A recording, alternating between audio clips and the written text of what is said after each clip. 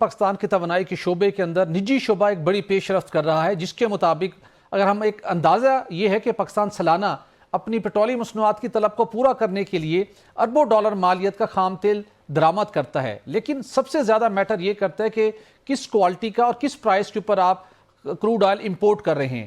Recently پاک امریکہ تجارتی معاہدہ ہوا اور اس کو ٹریڈ بیلنس کرنے کے لیے امریکہ کا بھی یہ مطالبہ تھا کہ جہاں پہ پاکستان کو ٹیرف میں رعایت ملی ہے وہیں پر پاکستانی کمپنیاں امریکی مختلف مصنوعات کو بھی امپورٹ کریں تاکہ یہ ٹریڈ بیلنس کچھ بہتر شکل اختیار کر سکے۔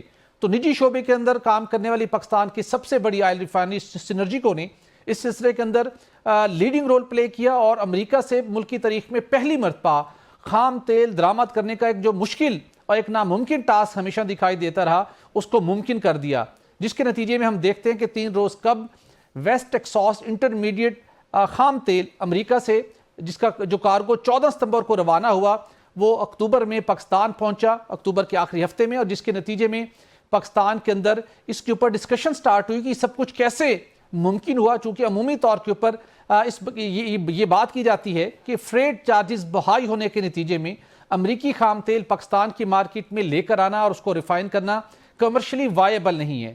اس کے ساتھ ساتھ سینرجیکو نے جب اس سب مشکلات کے باوجود اس ٹاسک کو ممکن کر دکھایا ہے تو وہیں پر اب یہ بھی سوال تھا کہ اس خام تیل کا معیار کیا ہے، اور جو پاکستان پہلے مختلف مارکیٹ سے خام تیل امپورٹ کرتا ہے اس خام تیل میں اور اس خام تیل میں کیا فرق ہے، اور جو اسے مختلف پروڈکٹ کی ریشو ہے اس کا تناسب کیا رہے گا۔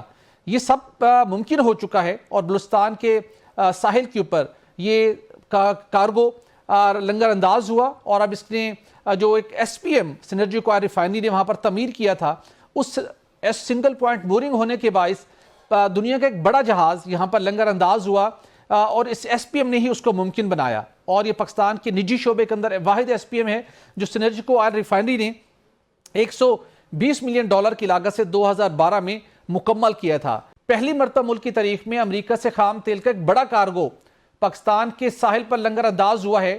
اس سارے مشکل اور ناممکن ٹاسک کو سینرجیکو نے کیسے ممکن بنایا؟ چونکہ پرائیویٹ سیکٹر کے اندر کام کرنا بہت سی دشواریاں حائل ہوتی ہیں، اور ایک جانب گرچی قرضہ ہو اور حکومت اور ریلیونٹ جو منسٹریز اور ڈپارٹمنٹ ہیں ان کا ایٹیٹیوڈ بھی بڑا ڈسکریجنگ ہو، تو اس مشکل حالات میں آپ نے کیسے اس ڈیل کو اور اس ٹرانزیکشن کو ممکن بنایا؟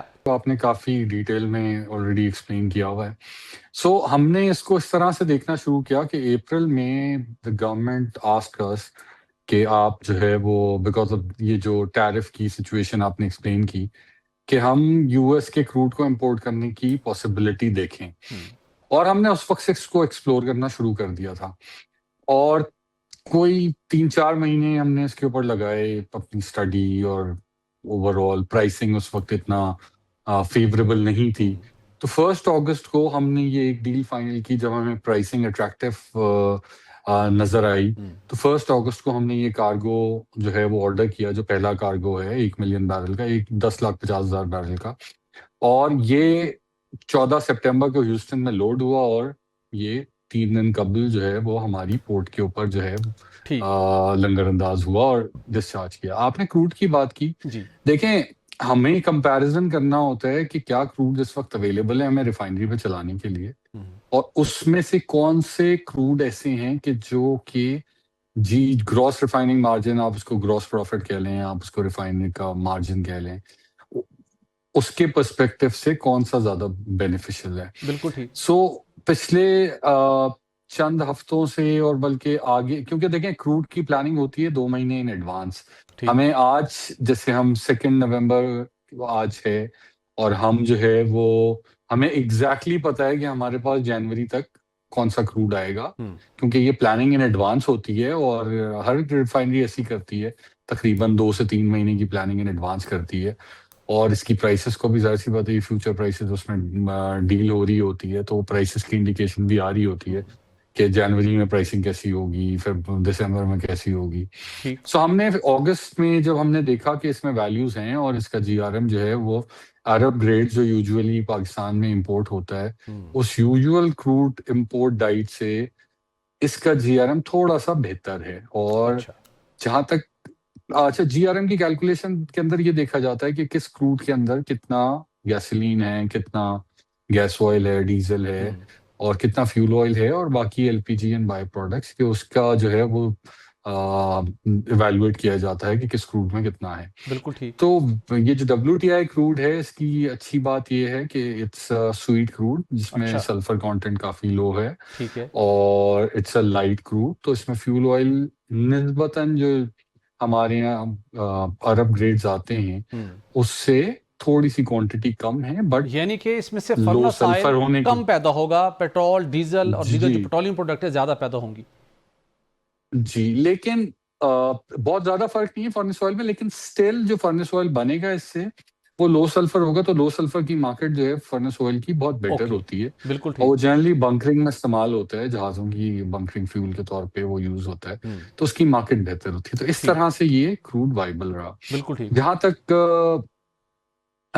سفر کی آپ نے بات کی کہ لوگ اکثر کہتے ہیں کہ جی راستہ بہت لمبا ہے. جی بالکل جی، 14 سپٹمبر کو جو ہے وہ یہ کارگو لوڈ ہوا تھا، وہاں سے روانہ ہوا تھا 15 یا 16 سپٹمبر کو، اور یہاں پہ کو 31 یا 30 کو پہنچا ہے. So it's a long journey, بالکل لانگ جرنی ہے یہ. اور جو ہم جو اس تو میں اس کو فریٹ کا کمپیریزن ڈفرنس آتا ہے جس کی وجہ سے سب لوگ ڈسکریج ہوتے تھے، پھر آپ نے اس کو کیسے مینیج کیا؟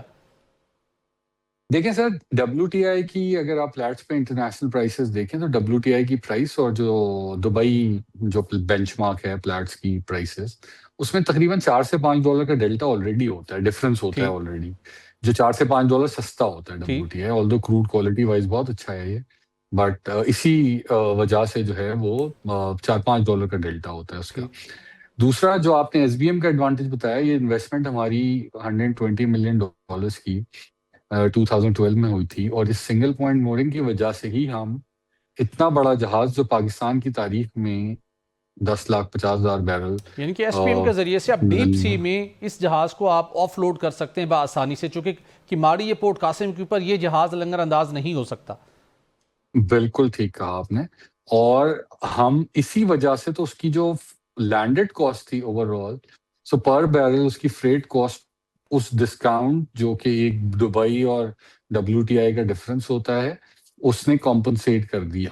So that's how it was made viable. اور ہم آج سے پہلے بھی بڑے کارگو لاتے رہے ہیں، 10 لاکھ بیرل کے لاتے رہے ہیں، اور کیپیسٹی ہے ہمارے پاس کہ ہم اس سے زیادہ بھی لا سکیں. بٹ اگین سچویشن دیکھنی پڑتی ہے کہ کیا اس وقت مارکیٹ ڈائنامکس. آج کل یہ بھی بات ہو رہی ہے، کوشچنز ہو رہے ہیں کہ آپ ٹھیک ہے اچھی آپ کو اٹریکٹیو پرائس ملی، اس میں مارجن بھی آپ کو بہتر لگے، آپ نے امریکہ سے کروڈ امپورٹ کر لیا. اب جب اس کی پروڈکٹ تیار ہونی ہے، پاکستانی مارکیٹ میں آنی ہے، اور ایک پرائسنگ فارمولا ہے، اس کے مطابق پرائسنگ کے اوپر کیا امپیکٹ آئے گا، عام صارف کے لیے کیا ریلیف ہے، یہ پیٹرولیم پرائسنگ کے حوالے سے یہ کس حد تک ہیلپ فل ثابت ہو سکتا ہے جتنی کوانٹٹی میں آپ نے امپورٹ کیا ہے، یا فیوچر میں اگر دیگر ریفائنریز بھی اس کو امپورٹ کرتی ہیں تو پرائسنگ کے لحاظ سے مارکیٹ کے اوپر اس کا کیا امپیکٹ آ سکتا ہے پاکستانی مارکیٹ کے حوالے سے؟ دیکھیں بہت اچھا سوال ہے بھٹی صاحب اس کا. دیکھیں کروڈ آئل کا میں بڑا کلیئر کر دوں، جو آئل امپورٹ کی جب بات ہوتی ہے تو ہمارے عام لوگ جو ہے وہ کنفیوز ہو جاتے ہیں کہ یہ آئل آ رہا ہے تو کیا پیٹرول آ رہا ہے، ڈیزل آ رہا ہے، فنش پروڈکٹ آ رہا ہے. کروڈ آئل جو آتا ہے، دیکھیں crude oil is a raw material for refineries. So crude oil آتا ہے، ریفائنریز اس کو ریفائن کرتی ہیں، ریفائن کرنے کے بعد اس میں اینڈ پروڈکٹ بنتا ہے ڈیزل، پیٹرول. اگر خاص اسپیسیفک بات کریں پبلک پرسپیکٹو سے، جو ان کی کنزمپشن کا فیول ہے وہ پیٹرول اور ڈیزل ہے. اس کروڈ آئل کی سستی یا مہنگی پرچیز سے اینڈ یوزر پرائس کا کوئی تعلق نہیں. End user price determine it's a regulated thing and it's being determined on a formula جو کہ انٹرنیشنل فنش پروڈکٹ پرائسز سے لنکڈ ہوتا ہے، لیکن پیٹرول اور ڈیزل کی پرائسز. تو اگر ریفائنری کو مہنگا کروڈ لے بھی آتی ہے تو اس کا نقصان اس کو خود ہی کو ہوگا، اور اگر سستا لے آتی ہے اس کا بھی فائدہ ریفائنری کو ہی ہوگا. جیسا کہ آپ نے دیکھا ہے کہ پاکستان میں ریفائنریز بالکل ٹھیک. لیکن یہ کو تو ہم آپ کہہ ڈیپ سکتے ہیں نا کہ کنورژن زر مبادلہ کی بچت تو ضرور ہوگی، اگر آپ کم قیمت پر لائیں گے تو زر مبادلہ تو کم خرچ ہوگا. دیکھیں ہوگا بالکل، لیکن لینڈڈ کاسٹ میں بہت زیادہ فرق ہوتا نہیں ہے. ٹھیک. اس کا جو بڑا ایڈوانٹیج جو آپ نے اپنے انٹرو میں کور کیا تھا کہ دیکھیں جو ٹریڈ بیلنس، گورنمنٹ نے ہمیں کیوں موٹیویٹ کیا تھا کہ ہم ایکسپلور کریں، بیکاز آپ نے ٹیرف کی بات کی، US کے ٹیرف کی، اور امپورٹ ایکسپورٹ بیلنس کی بات کی، کہ US کے ٹریڈ بیلنس کی بات کی. سو ٹریڈ بیلنس ڈیفینیٹلی اس کو امپروو کرے گا. ابھی تک ہمارے 3 کارگو کی ڈیل ہو چکی ہے، وہ لگ بھگ اگر آپ سمجھیں اور یہ تو مزید $200 کارگو آپ کے ملین کا تو کب آنے ہیں، کس مہینے میں آنے ہیں، اور اب تک اگر ان کارگوز کی اگر ہم ویلیو کی بات کریں تو کتنی ویلیو کا آپ آرڈر بک کر چکے ہیں؟ دیکھیں تقریباً 3 کارگوز ہم کر چکے ہیں اب تک، اور اس کی کوئی اپروکس ویلیو اوور $200 ملین ہوگی. 1 ملین بیرل یا 10,50,000 کہہ لیں آپ، یا 10,25,000. ایکچوئل کوانٹٹی جو ہے وہ تھوڑی ویری کرتی ہے، وہ لوڈنگ پہ پتہ چلتی ہے. مجھے اس وقت سیکنڈ کارگو کی ایکچوئل نہیں پتا، بٹ سم ویئر بٹوین 10,25,000-50,000 ہوگی. وہ 12 نومبر تک جو ہے وہ کراچی ہماری پورٹ پہ پہنچ جائے گا سیکنڈ کارگو. اور تھرڈ کارگو ہم جو ہے وہ جنوری میں لے پائیں گے. جنوری کے پرابلی فرسٹ ویک کی طرف جو ہے وہ اس کی ارائیول ہے. بالکل ٹھیک. ایک اور چیز میں واضح کر دوں جی بھائی صاحب، آج کل اوور آل گلوبل مارکیٹس میں لائٹر کروڈ جو ہیں وہ تھوڑے سے، لائٹر کروڈ جنرلی مہنگے ہوتے تھے کافی. آج کل تھوڑی سی لائٹر کروڈس کی مارکیٹ جو ہے وہ فیوریبل ہے.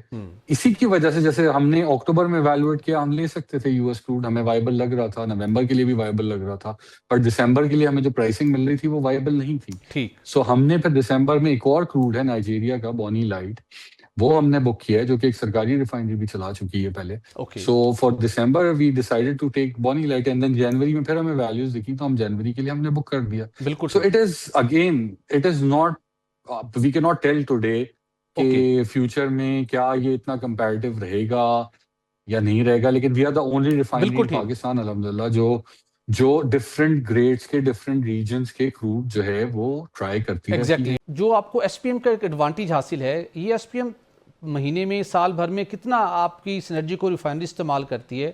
پوچھنے کا مقصد یہ ہے کہ جب ہم WTI کروڈ کے اندر اتنا اٹریکشن ہے، کیا پاکستان کی دیگر آئل ریفائنریز فیوچر کے اندر اگر یہ امپورٹ کرنا چاہیں تو کیا ایس پی ایم کے اوپر، چونکہ صرف وہیں پر ایک بڑا کارگو آ سکتا ہے، تو کیا دیگر آئل ریفائنریاں یا او ایم سیز آپ کے ایس پی ایم کو کروڈ آئل ٹرانسپورٹ کر آف لوڈ کرنے کے لیے یہ پیٹرولیم پروڈکٹس لے کے لائیں، اور اس کے ذریعے سے کم وقت کے اندر بغیر وہاں پر جو ان کو جرمانہ ادا کرنا پڑتا ہے پورٹ قاسم کے اوپر جب ڈیلے کرتے ہیں کماری کے اوپر، وہ نہ ادا کرنا پڑے، الٹیمیٹلی کنزیومر کے اوپر یا کمپنی کے اوپر امپیکٹ آتا ہے، تو اس ایس پی ایم کو دیگر او ایم سیز یا ریفائنریز کیا یوز کر سکتی ہیں کمرشل بیسس پہ؟